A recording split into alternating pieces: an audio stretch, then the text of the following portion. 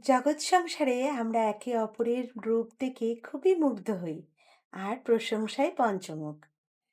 এই রূপটার দিকে তাকিয়ে দেখুন তো, মহান মহান ঋষি মুনিগণ আচার্যগণ এই রূপের বর্ণনা কিন্তু করে উঠতে পারছেন না। আমরা তো কোন নগণ্য জীব। কত সুন্দর করে আমাদের আজকে মহারানী বার্সানার কিশোরীজি সুন্দর করে শৃঙ্গার করেছে দেখুন।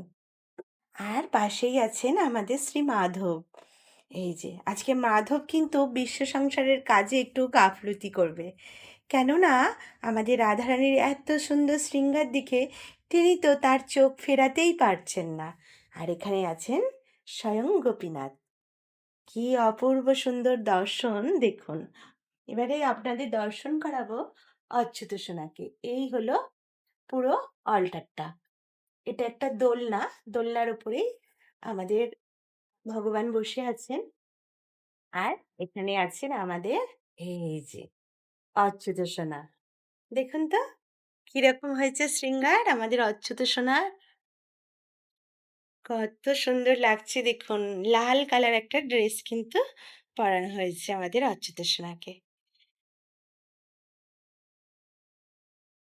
আজকে গৌর পূর্ণিমার দর্শন আপনাদেরকে করিয়ে দিলাম।